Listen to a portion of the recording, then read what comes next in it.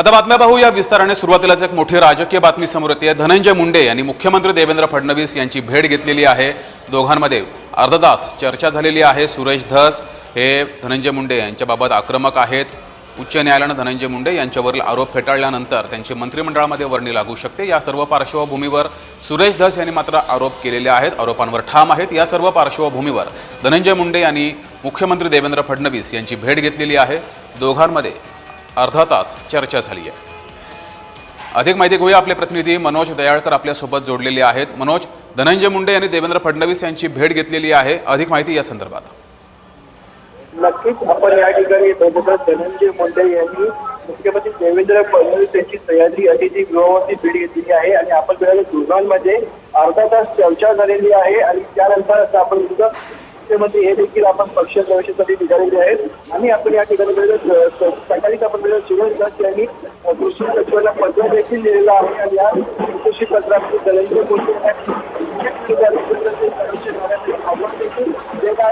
धनंजय मुंडे यांना प्रिंटची कोणत्या आधारावर दिली हे देखील या ठिकाणी सुरेश धस यांच्याकडे म्हणण्यात आलेलं आहे आणि आपण सुरेश धस यांनी सुरेश धस यांच्या कृषी विभागाच्या सचिवांना सवाल देखील या ठिकाणी उपस्थित केलेला आहे आणि त्यानंतर धनंजय मुंडे यांनी मुख्यमंत्री यांची भेट घेतलेली आहे आणि आपण या ठिकाणी बघितलं तर या भेटीचं अद्याप कारण स्पष्ट झालेलं नाहीये। तर आपण ज्या प्रकारे सुरेश धस यांनी वारंवार धनंजय मुंडेवरती आरोप करत आहेत आणि त्यांना क्लीन का दिले या संदर्भात त्यांनी पत्र देखील मागितले।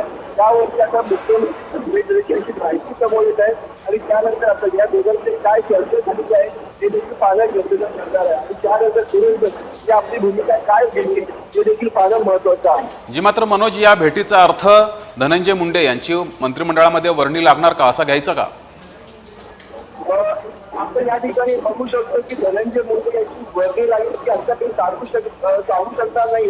धनंजय मुंडे यांचा आपण म्हणतो एक वर्ष देखील या ठिकाणी झालेलं नाही आणि त्यामध्ये धनंजय मुंडे यांचा बीड प्रकरणावरून सरपंच प्रकरणावर राजीनामा घेण्यात आलेला होता, त्यांच्यावरती आरोप करण्यात आलेले होते। सुरेश धस यांनी हा आरोप केलेला होता आणि त्यानंतर आपण धनंजय मुंडे यांचा राजीनामा देखील घेतलेला होता, पण त्यानंतर आता कोकट यावरती जो आरोप होत आहे सारखे विरोधाची आक्रमक भूमिका घेत आहेत, पण यावरती आता आपण काल देखील राज्य मंत्रिमंडळाची बैठक झाली, त्यामध्ये कोणताही निर्णय घेण्यात आलेला नाही। त्यांना कुठेतरी माफी देण्यात आलेली होती, पण यावरून आता काय धनंजय मुंडे यांचा पुन्हा एकदा मंत्रिमंडळ समावेश होतं का हे देखील पाहणं एक महत्वाचं ठरणार आहे। कारण की धनंजय मुंडे वारंवार अजित पवार असतील, मुख्यमंत्री असतील यांची भेट सातत्याने घेत आहेत आणि त्यानंतर भेटी आज देखील त्यांनी भेट घेतलेली आहे आणि या भेटीमध्ये आपण बघितलं तर महत्वाचं काय ठरणार हे देखील पाहणं महत्वाचं ठरणार।